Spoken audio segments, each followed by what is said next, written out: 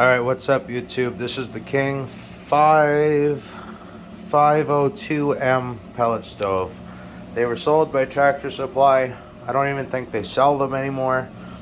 But if you're like me and you picked up a used pellet stove to try to, combat oil prices a little bit this year, I just want you to get a basic rundown of things on these because they're all messed up from factory when you buy them.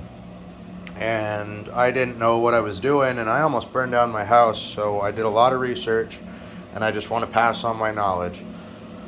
So first off, when you're adjusting a pellet stove, you always need to be able to see your flame. And in here, in the burn pot, this has been burning about 2 hours on heat range 1. I've got a bed of pellets in the bottom. You never want to see the holes in the bottom of your thing, but you also, so there's holes in the underside of the burn pot, but there's also those 3 holes there, that's your air. So you never want the bed of pellets to be higher than those 3 holes or bare to the ground. So to do that, you have to find whatever adjustments work for your piping system. Right now I'm running 1.75 pounds low and 4.5 pounds high, and I'll show you how to do that. So the big thing is that this right here, you can see I cut out the gasket on the door glass, and you're supposed to do that. Yeah, I'll show you. If you look in your part breakdown, this is the door glass, and number 6 is your glass seal, and that's supposed to have a cutout gasket, but it comes all as one so it doesn't fray or whatever. But it's never been, demonstrated to people to really make that correction. I only have about 6 inches cut out of mine. Works fine, because on the back of this there's actually a plate with a 6-inch slit, and that's your air wash. So on to making the adjustments. If you go over to your control panel, you hit aux and heat range down at the same time. That's my low feed, 1.75. And if you hit up, oh, I might have to reset. You hit on reset, hit up, 4.5. And then to adjust your draft, the speed of your high and low draft, you hit draft fan and auxiliary at the same time. I'm at 110. That works for me. It's not, one size fits all. It depends on how your stove is piped with the exhaust, and you have to make those adjustments over the period of a half hour. Okay, same goes for high, 350 for me. That works for me. Now, the important thing to know is that this has 5 settings, 1 through 5, 1 being the lowest, 5 being the highest.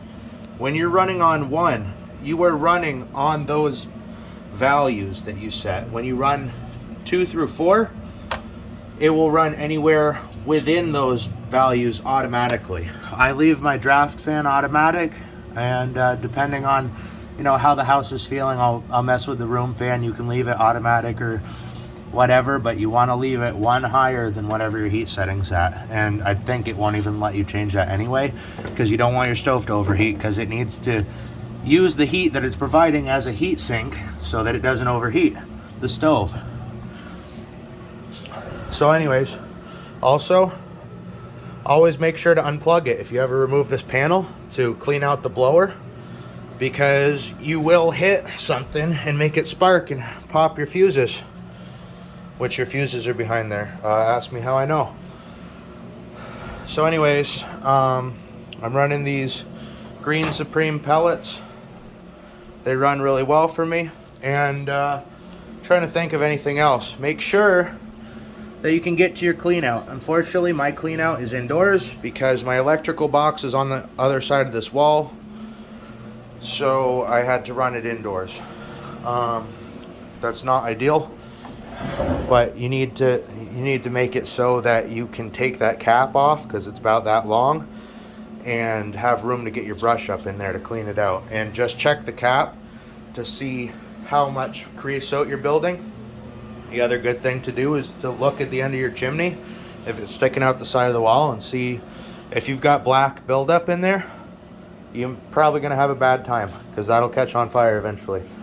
An ash vacuum is very important, and what I recommend doing is taking like this. I haven't done it yet. You know, this is the end that goes in the, and then the hose. Tape a piece of rubber line, like oil cooler line or something, so that you can bend it and get in the corners of these little doors. See, I got a little door there and a little door there.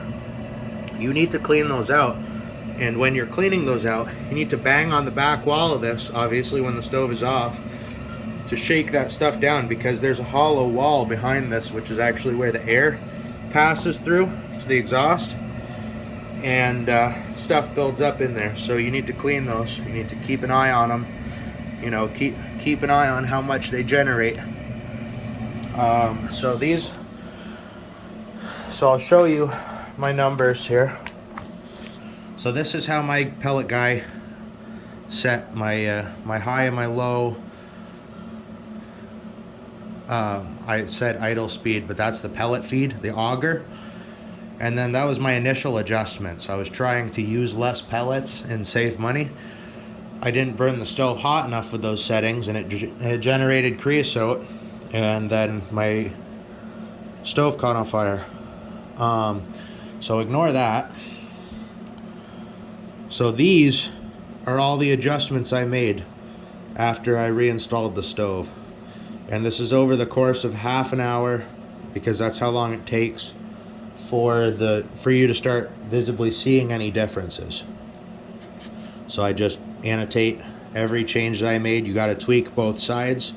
So ultimately, at the end, that's how I ended up with those numbers. And then it was pretty obvious, because I put it up to 175, and then I looked at something and it said I should set it to 167. And as soon as I did that, it started burning very poorly. So I know that those are the settings that work for my stove, the way that I have it set up. It's always slightly different. Anyways, I hope that was helpful. There's not a whole lot of information on these, and you might still, you know, pick one up, you know, that's out of warranty and nobody cares about them, but you still need to use it. So there you go. Have a good one.